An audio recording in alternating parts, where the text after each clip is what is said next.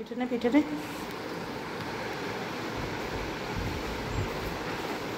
জলের বোতলটা নে।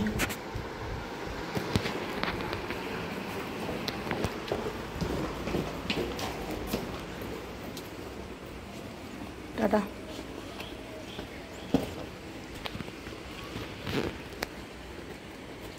তো এই যে নিয়ে চলে এসেছি হচ্ছে আমার আজকের ব্রেকফাস্ট। এখন ঘড়িতে বাজে বেলা 12টা। Hey everyone, good morning, welcome back to my channel. তো আজকে হচ্ছে শুক্রবার আর আমার মোটামুটি কাজ সব শেষ। ভেবেছিলাম আজকে স্নান টান করে উঠে পুজো টুজো দিয়ে একবারে টিফিনটা করব, কিন্তু মানে সেটা আর আমার আর হলো না।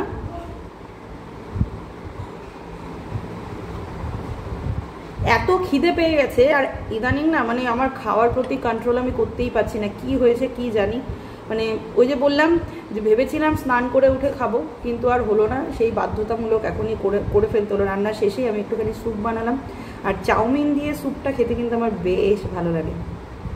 জিভে জল আসছে, আগে খাই।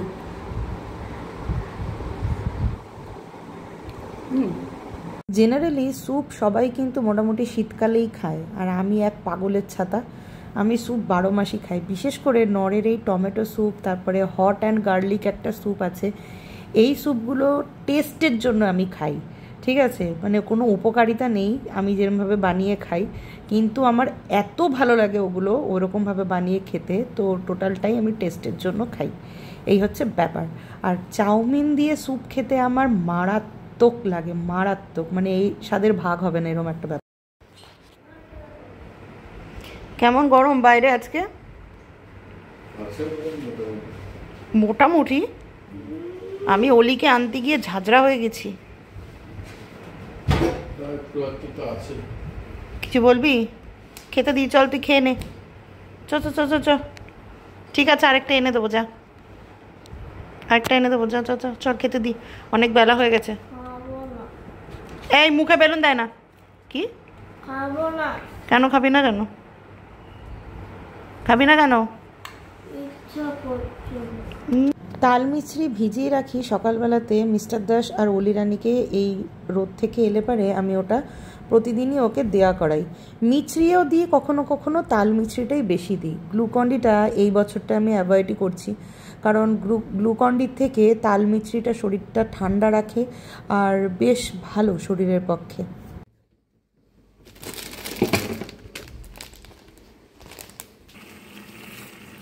Good evening everyone. তো এখন সন্ধে 6টা মতন বাজে। চা বানাচ্ছি, আর আজকে সন্ধে একটুখানি পাউরুটি সেঁকছি, চায়ের সাথে খাবো। চায়ের সাথে পাউরুটিটা না খেতে বেশ ভালো লাগে। মিস্টার দাস একটু বেরিয়েছে, চলে আসবে একটু পরেই। আর অলি রানীর আজকে 6:30 থেকে পড়া আছে, দিদি 6:30 থেকে পড়াবে বলেছে।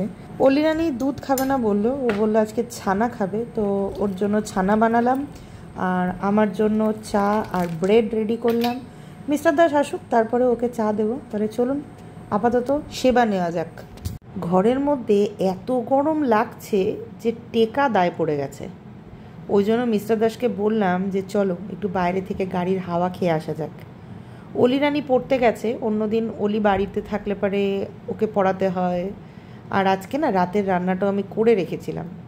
ওই জন্য কোনো চাপ ছিল না বলে মিস্টার দাসের গাড়ির পিছনে একটুখানি হাওয়া খেতে গেছিলাম। শরীর মন কিছুই ঠান্ডা হয়নি, কারণ বাইরে হাওয়াই ছিল না। বাইরে হাওয়া ছিল না দেখে আমরা একটু মেলামুখী হয়েছিলাম। গেছিলাম একটুখানি 10 টাকা 20 টাকার ফুচকা খেতে। মেলার ভেতরে ঢোকার দুঃসাহস করিই নি, কারণ মাসের শেষ, হাত একদম ফাঁকা। মেলায় গেলেই ইতি উতি নজর যাবে, আর এটা দাও ওটা দাও করে বরের মাথা খাবো। আমি ঢুকবো না তাতে কি হয়েছে, আমার বর ঠিক ঢুকে গেছে আচারের লোভে। এর আগের বার আমি আমার পছন্দের আচার নিয়ে গেছিলাম, আর এবার ও নিল। আচারটা কিনে এলাম এই ফুচকাওয়ালাটার কাছে। উনি বেশ ভালো মাখে। মাখার থেকেও বড় কথা হচ্ছে উনি যে চাটনিটা দেয় না, সেই চাটনিটার এত টেস্ট। আমি 10 টাকায় শুকনো ফুচকা খেয়েছি সাথে চাটনি দিয়ে, এত ভালো লেগেছে না, আবার এসে খাবো। এই হচ্ছে আমার আজকের রাতের ডিনার, ঘুগনি, পেঁয়াজ আর পরোটা। পরোটা ভাজতে ভাজতে আমি ভেজে গেছি। মুখ চোখের অবস্থা কি হয়েছে। আজকে স্নান করতেই হবে। স্নান মানে গায়ে একটু জল দিতেই হবে, নইলে পরে আজকে আমি আর টিকতে পারবো না। খেয়ে দিয়ে নিয়ে একবারে ফ্রেশ হয়ে তারপরে শোবো। বাবারে বাবা, এত গরম এত গরম, কি বলবো।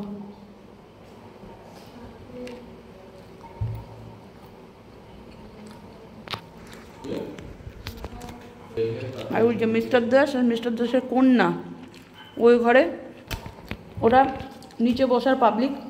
আমার ভাই পায়ে ব্যথার জন্য আমি নিচে বসাটা আমার হয়ে গেছে অকালে, এখন নিচেই বসতে হয়। ওই টেবিল চেয়ারে না বসলে আমার অসুবিধা হয়ে যায়। বাবা রে, কি গরম কি গরম, আর গরমে পারছি না। আর এই যে দেখুন এদিকে কি করছে গরমে, কিরে? হ্যাঁ, ও বাবা একা একা নিজেই নেল পালিশ লাগাচ্ছে। কি কাণ্ড কি কাণ্ড। তোর ম্যামকে দেখাবো নাকি? হ্যাঁ, হাতে পড়বি না কিন্তু। ওলি আমার সাজতে প্রচণ্ড ভালোবাসে, ও এত ভালোবাসে, প্রচণ্ড ভালোবাসে ও সাজতে, ও আমাকেও সাজিয়ে দেয়, তাই তো?